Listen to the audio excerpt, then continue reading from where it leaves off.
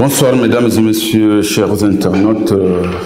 Dans le cadre de la célébration de la Journée internationale de la liberté de la presse, la Maison de la presse du Mali organise une semaine de la liberté de la presse avec pour thème journalistes et hommes de médias, devoirs et responsabilités en période de crise. La semaine s'étend du 2 au 7 mai avec plusieurs activités à Bamako et à l'intérieur du pays. Ce mardi 2 mai ont eu lieu 2 conférences à la Maison de la Presse. La première a été animée par le doyen Mamadou Diarra de la MAP sur l'historique de la presse au Mali. Et la seconde par un autre doyen, Diomansi Bomboté, sur la culture des médias. Nous vous invitons ici à écouter les propos des conférenciers.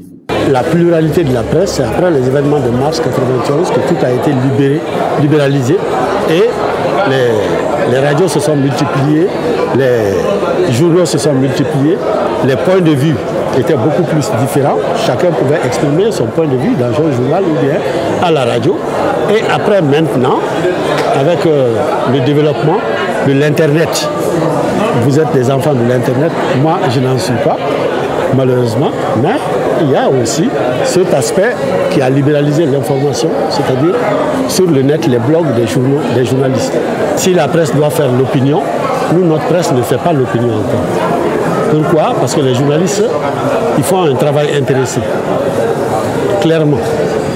Nous, de notre temps, ça ne se faisait pas. Enfin, on ne le faisait pas. C'est peut-être notre façon, la façon dont nous avons été éduqués.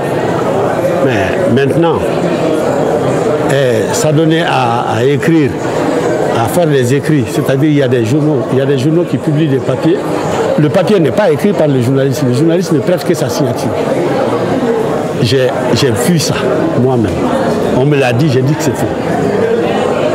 Maintenant, quand on m'a donné la preuve, j'ai dit mais à culpa. Tout ce qui se fait vraiment de mauvais dans la presse, ça nous touche. Je voudrais vraiment que les gens se ressaisissent et qu'ils sachent que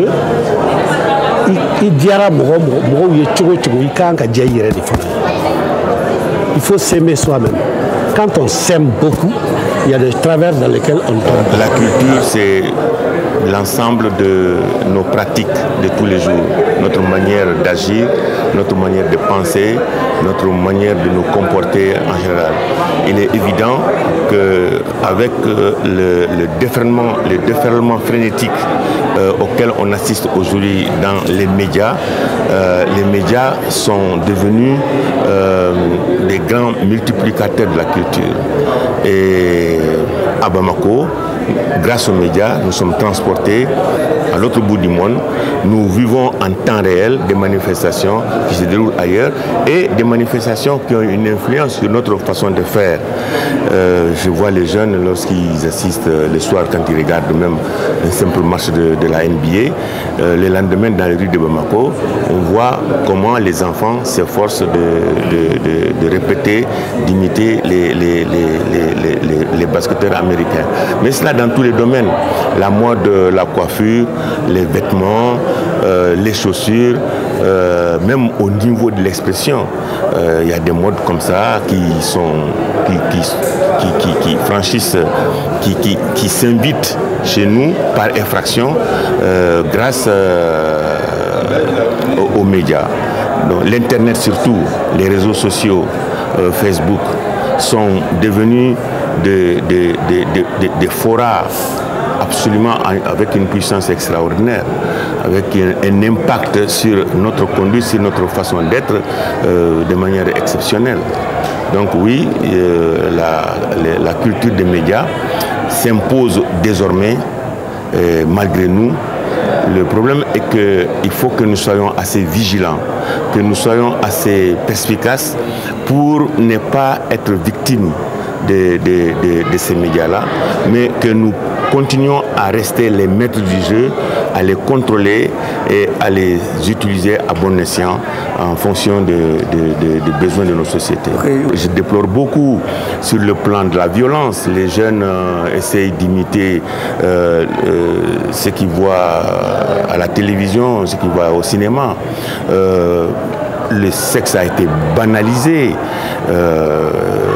Aujourd'hui, des jeunes filles à Bamako, avant la pudeur qui était de mise dans la conduite des jeunes filles, mais aujourd'hui, les jeunes filles, les garçons également, y compris souvent les parents, grâce à la prolifération des modèles de comportement, des images qui nous viennent d'un peu partout, pas seulement les images, mais même les valeurs, le comportement vis-à-vis des parents, l'agression que les enfants ont vis-à-vis des parents, leur volonté de contester, d'insulter les parents, les adultes, c'est des pratiques que nous n'avions pas dans notre société.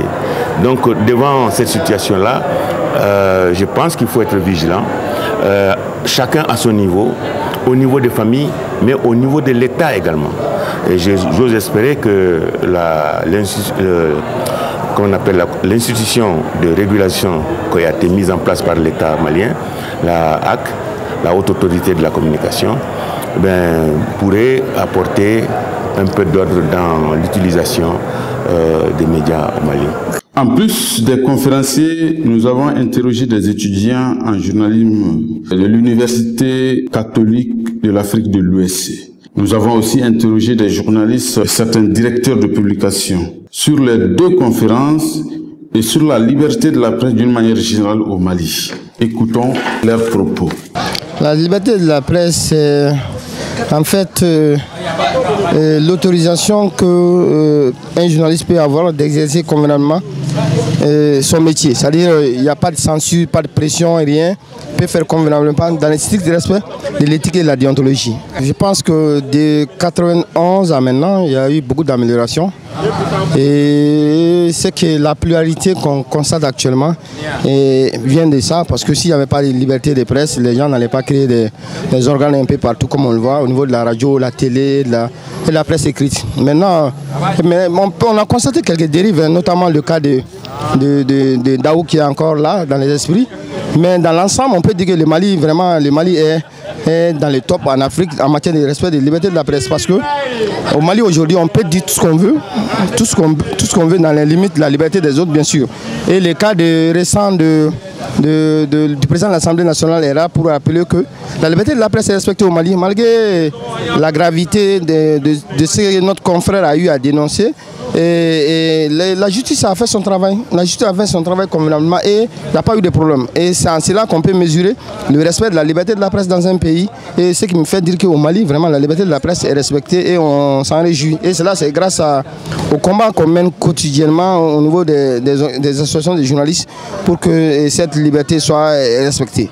Je dirais que pour un début, l'ouverture a été et les conférenciers nous ont bien aidés, ils nous ont approfondi déjà en tout début sur l'histoire de la presse au Mali. Moi, je n'avais aucune idée, mais maintenant, je suis un peu éclaircie. Et après, dans la deuxième conférence, ça a été, ils nous ont parlé de la culture et tout ça, le rôle de la presse dans tout ça, donc c'était passable. Alors, comme ils l'ont si abordé, ici au Mali, je dirais que le pouvoir nous domine parce que la facilité, ils sont presque, bon, je dirais pas que tout le monde est corrompu, mais il y a beaucoup de gens qui sont dans la facilité et tout.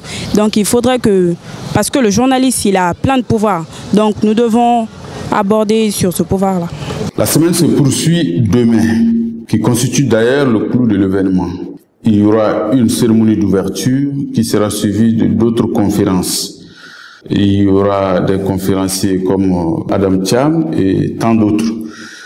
La semaine se terminera par plusieurs autres activités à l'intérieur du Mali comme à Bamako.